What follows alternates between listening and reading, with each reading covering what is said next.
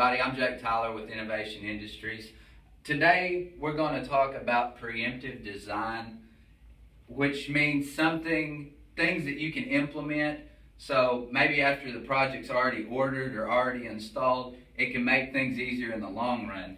And one of those things, especially in our case, is engraving, because from time to time elevator numbers will change, floor markings will change, and if it's engraved on the panel, then to change the floor marking or elevator number, you'll have to get a whole new faceplate for that panel. So we've come up with a few little design ideas to maybe help alleviate some of the hassle of reordering plates with engraving or changing engraving on a plate. And the first one here is under this PI lens. A lot of times on lobby panels you will see the elevator number and the floor markings underneath the position indicator. Well, if it's engraved on the panel and one of these changes or was incorrect for whatever reason, you'll have to get a whole new faceplate. Well, with this, we've made a nice little removable plate that's actually attached to the PI lens. So worst case scenario on something like this, all you would have to do is reorder a plate with the proper elevator number or the proper floor markings on it, and then reinstall it back in the panel. And that's relatively low labor, very low cost for that. A lot better than replacing a whole faceplate and paying an elevator technician to do so. Now, down below this, you'll see a couple different options. We have an engraved no smoking on the panel. We have a laser etch no smoking capacity and elevator number. And we also have an engraved removable no smoking capacity and elevator number. That's kind of cool because these three things are commonly seen on elevator panels. So if the capacity changes or the elevator number changes or was given incorrectly, once again, if it was on the panel, you'll have to replace the whole panel. But with these, all you have to do is replace a removable plate. I will say this about the laser etching. I personally like the way it looks on the panel. I like that black module style. Looks very neat, looks very clean. And the etching is cheaper than the engraving. Now this engraving on the panel would be the same price as engraving on a removable plate. So you're really better off to go with the removable plate, either to save some money or possibly save some time and labor on down the road with the removable engraving. The next ones are our standard PB1 key switches, except for they're in a module. And we put them in a module for one reason.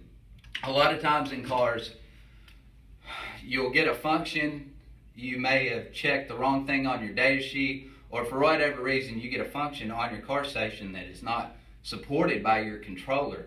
So with this, let's take access enable, the one on the far right here. If you didn't need access enable, you have two options. You can either plug it with a circular blank stainless steel plug, or you can get a whole new faceplate where access enable is removed.